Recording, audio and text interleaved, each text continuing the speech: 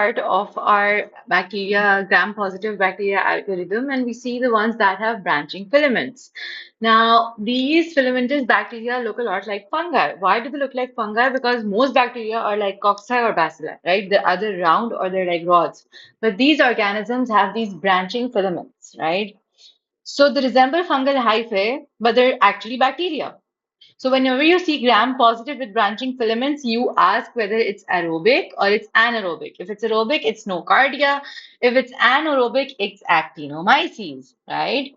Now, let's look at what first aid wants us to know regarding Nocardia and Actinomyces. Right, Nocardia basically is an aerobe. Nocardia is gram-positive. It has branching filamentous rods. It's aerobic. It's weakly acid fast, and its natural habitat is the soil. Why is nocardia acid fast? Because nocardia contains mycolic acids. Since nocardia contains mycolic acids in its cell wall, this is the same reason that the tuberculosis mycobacteria is also acid fast. But nocardia has fewer mycolic acids than TB, so it's weakly acid fast, right? So a modified acid fast stain is used when we're trying to determine that something is nocardia, right? It has mycolic acids in its cell wall. Same reason TB is also acid fast, but nocardia has fewer mycolic acids than TB. Therefore, TB is strongly acid fast and nocardia is weakly acid fast. Where does it live? It lives in the soil. Think about dust, dirt. It lives in the soil, right? So think about dust, dirt, gardening, soil exposure. And how does the patient get the disease? So basically, the patient gets pulmonary infection. When the patient inhales the organism, so in the soil, through the lungs, this goes in the lungs and causes pneumonia in the lungs. Then it goes into the bloodstream and then it goes into the brain. It can spread to the CNS basically.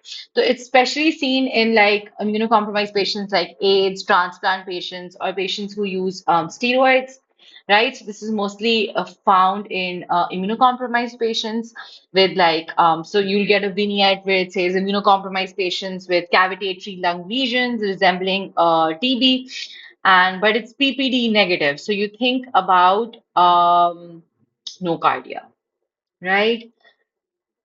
I'll punch it up here. Just a heads up, what is PPD negative? The PPD negative was that protein test we were doing for purified protein derivative test for the tuberculous, right? We also call this the Mantoux test. It's used to detect prior exposure to Mycobacterium TB or sometimes other mycobacterial infections, right?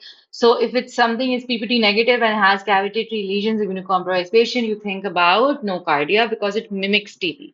Right, we now move on to the actinomyces, a little bit about actinomyces. Another thing I want to go back to this whenever we talk about nocardia, we said that it can spread to the CNS. Nocardia loves spreading to the CNS because it loves causing like brain abscesses here and neurological symptoms. And it also loves to spread on the skin. So you get a thorn prick in the soil contamination area and you get this skin infection, right? It can even occur in healthy people.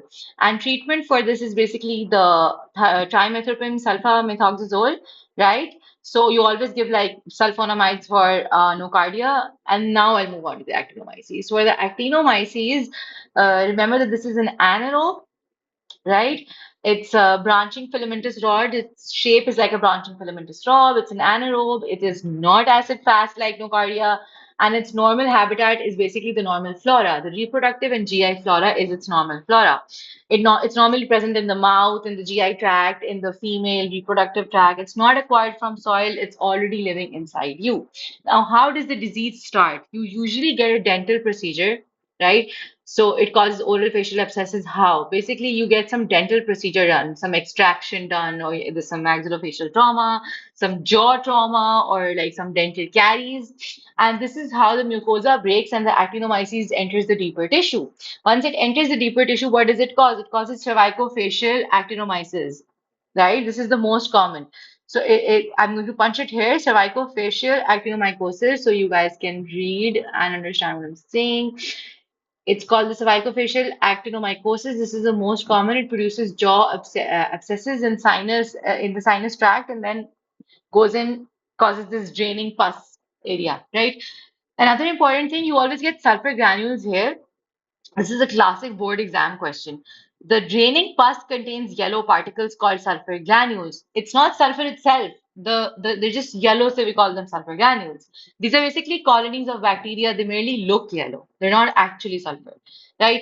And in the pelvic, you can also see the patients with intrauterine devices. You can see them with pelvic inflammatory diseases, and this is also caused by actinomyces. It can produce pelvic inflammatory disease. What do you give? You treat it with penicillin. Why is actinomyces not acid fast? Because it does not have mycolic acids, right? Always remember actinomyces is not acid fast because it has no mycolic acids.